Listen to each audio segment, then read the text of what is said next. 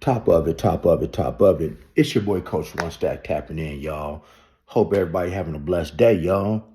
And I'm going to bring you this video and I'm going to tell you why Diddy will be going to prison for the murder of Biggie Smalls. But before I get into that, go and hit that like button, smash the subscribe button. It don't cost you nothing. It don't cost you nothing to hit that like button because you're already going to like the content. And hit that notification bell. And guess what? I won't tell y'all. Hey, man, the channel has come a long way. We almost to 50K. Hey, man, and then we're going to be to 100K and up to 1 million. We're bringing y'all raw content. Nobody brings you this content like I do. And if you don't know my background, I give you this content, man, because, and I give you my perspective on the law because I am ex-law enforcement. I am somebody who played in the streets. I've been delivered by the grace of God for the last 9 years.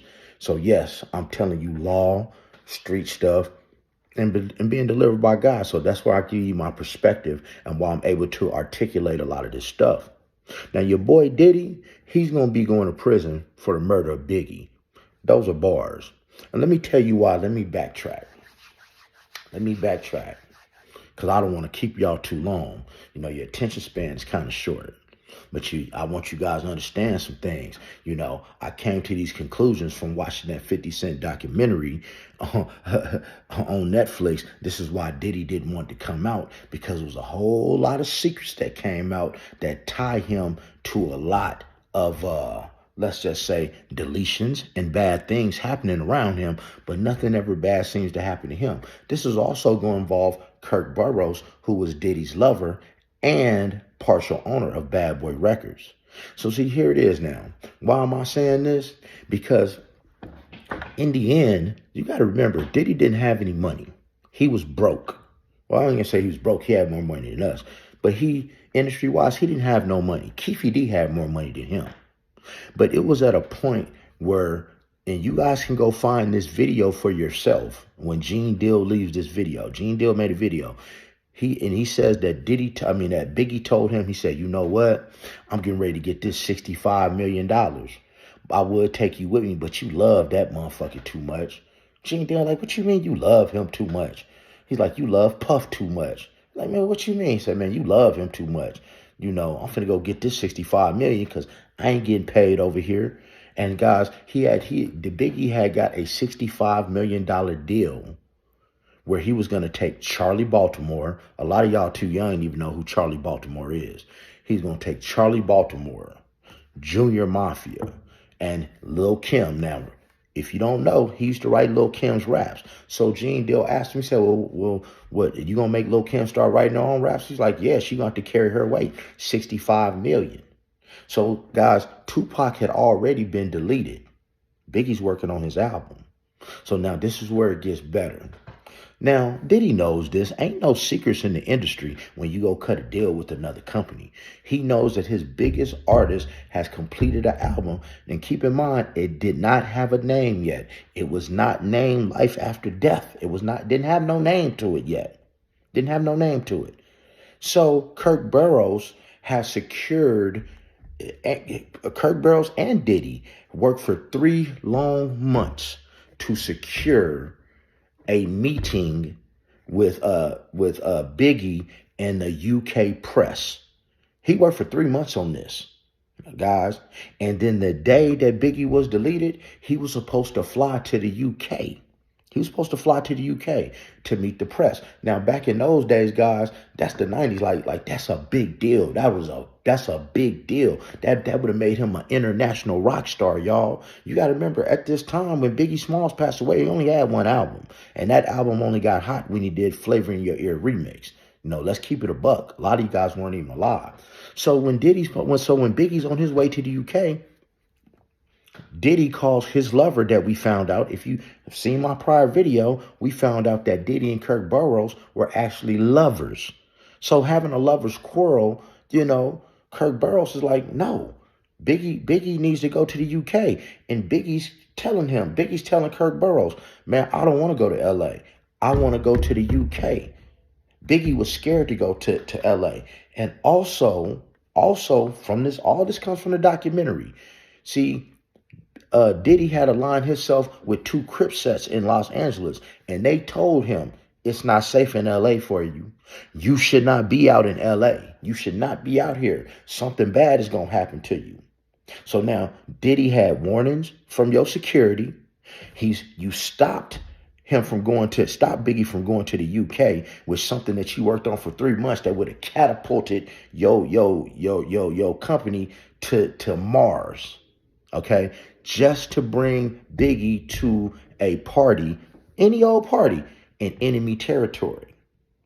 Now Biggie felt this guy. That's why you got to listen to that voice inside of you, people. That when you get ready to do something, them hairs stand up on your back, and you hear that little voice inside you saying, "Don't do it." That means don't do it. Because I'm here to tell you, every time I didn't follow that voice, something bad happened to me. And when I followed it, like leaving y'all this content, hey man, my channel's blowing because I'm doing it my way. That's how God told me to do it. But now, anyways, that night of the party when Biggie was assassinated.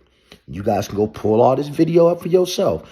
Gene Deal kept telling Puffy, he's like, let's go. Let's go. I'm ready to go. I'm ready to go. And Diddy kept stalling him out. He kept stalling and waiting and waiting. Gene Deal had been ready to go an hour before they left. Now, what does that do? That gave the people who Diddy hired to take out Biggie time to set up. Okay? Even one of the people involved in the assassination of Biggie Smalls was actually captured in a picture. He had a bow tie on. He was captured in a picture with Diddy and Gene Deal. He was standing behind him. And even Gene Deal said, how would this dude even get in our inner perimeter and we got security? And you guys got to remember, Gene Deal is a legitimate officer of the law. He was a probation officer, a high-ranking one at that, so he knows his safety. But Diddy did not want to leave that party when Gene Deal was trying to urge him to go for an hour. That's because people was waiting to get in place. Okay? So now you got to remember this. Keep in mind, Biggie had already, Diddy owned all of Biggie's publishing. He owned all of his publishing. Even went so far as to, they had a contract that Biggie had already signed, and after Biggie was assassinated, he had Kirk Burrows take out some pages in the middle of the contract and change the words to the contract and put it back in, therefore leaving, taking all his publishing, his masters, everything from him. So now back to the story, y'all. So now it's time to leave the party. Guys, it is not a normal protocol. Guys, I worked in law enforcement. It is not a normal protocol for security to be the very last car in the back and the package, meaning the star, to be in the first car. That don't even make sense. As they're caravanning, Biggie is in the first car.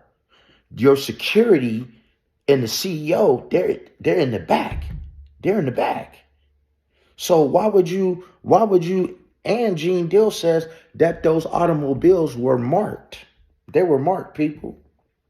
They were marked.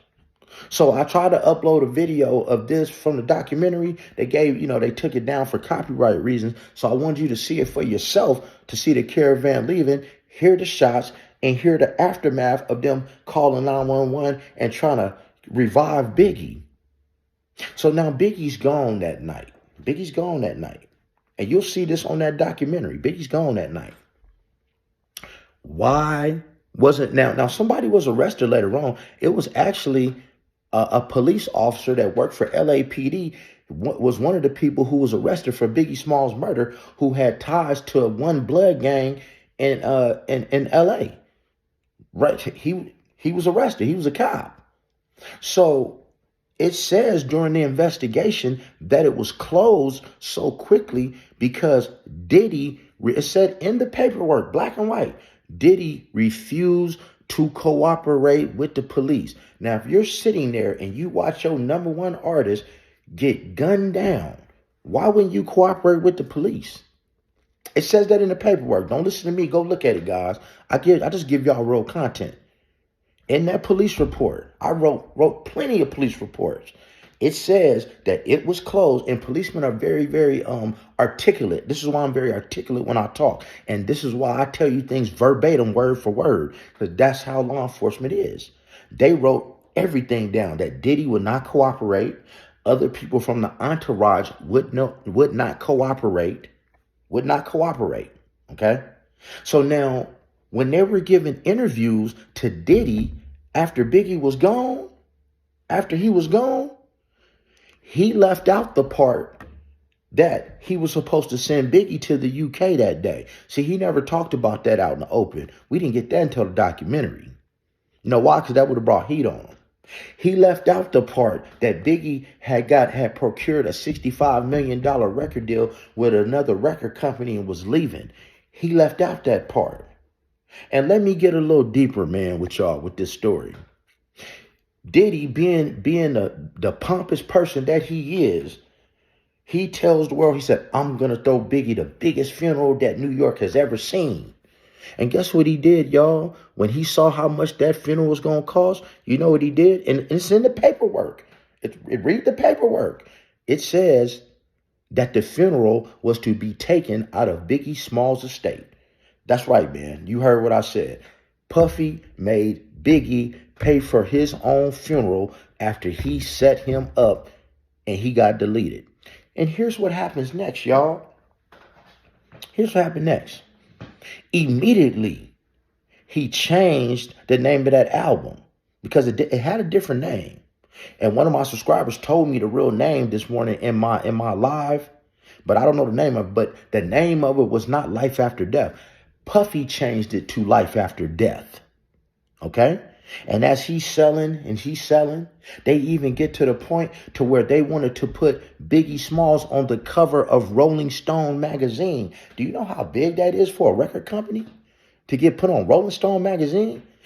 But Diddy had his lover, Kirk. See, it all makes sense when I found out that Kirk Burrows and Diddy were lovers. Kirk Burrows wasn't getting sexually assaulted, y'all. Now, y'all know on my page, I'm quick to tell you if I think a man was getting sexually assaulted. Kirk Burrows is not getting sexually assaulted. He was willingly giving up. They was lovers. Gene Deal said that P. Diddy used to spend the night at Kirk Burrows' house every Wednesday, even though he had a woman. So now you speak on that. You dig? He wasn't forced to do anything. He did it willingly. And when you watch the video, you can see in his eyes that he looks like a scorned black woman. Kirk Burrows looked scorned, like his feelings was hurt. His heart was hurt. His heart was bleeding. So he had Kirk Burrows, who was his yes man and boyfriend, right, take Biggie off the cover of the Rolling Stone magazine and put him on the cover because he had his upcoming album.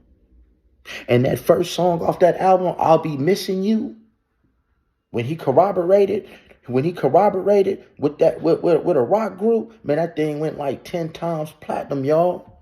See, because Diddy always wanted the spotlight. Biggie did not want any part of no East Coast, West Coast beef. You can go see the interview for yourself. Biggie said out of his own mouth, he said, I come from a generation where you taught to keep your mouth shut. And then Tupac dropped that track, where he talks about sleeping with Faith Evans, hit him off. And Diddy stayed in Biggie's ear like, you got to say something back. You got to say something back. You got to say something back. That is what got the West Coast, East Coast, West Coast stuff ramped up to the point to where Biggie didn't want to go to LA that night, but you made him go. Biggie would have been in the car. Biggie would have been in the car with Gene Deal normally, like he normally was, but you made sure that didn't happen. Even the trucks, you can watch the videos for yourself. Even the SUVs were marked. They were marked on the side of the door. I've never seen a caravan where the cars were marked. And guys, I've seen a president come in and out of Las Vegas all the time, and it's not marked. They just drive. But see, Diddy will be getting arrested for the murder of Biggie Smalls. I can pretty much guarantee you that, because it's way too much evidence that got dropped, and there is no statute of limitations on murder, people. So I hope all that made sense right there. Now, why did he get him out the way? So he could get his estate. Why did he get him out the way? Because he was going to leave Bad Boy. At that point, when that happened, Craig Mack was trying to go to death row, right? That would have left him with nobody. Poor, broken, hungry, all over again. You get the picture? See, it's more rappers out here getting deleted it's more rappers out here getting deleted because they are worth more when they pass on. Like Michael Jackson's estate has made over like $5 billion since he's been gone. They make more money gone than they do alive. And Diddy knew this because he got schooled by Andre Harrell. But guys, I ain't want to keep y'all too long in this video, man. I just wanted to give y'all some content and show you guys I don't always have to leave a video when I talk, man. I can give y'all the facts and nothing but the facts, Jack, because I'm very articulate and I do my homework, guys. And I want somebody to prove me wrong. So you guys leave in the comments. Y'all tell me, how long do y'all think it's going to take for them to put 2 and 2 together and they indict Puffy on these murders of Tupac and Biggie? Other than that, man, let's get 1,000 likes on here. Like the video so it can move the algorithm, people. I'm telling the truth over here. They try to block my videos. Hit the like button. Hit that subscribe button so you know when I'm dropping. Because I drop all during the day, all crazy hours of the day. And I love to go live all the time. And man, share the video. Other than that, you know the rest. Be blessed. Don't get stressed. Make sure you're getting plenty of rest. And never get finessed. And stay out of trouble like Diddy should have.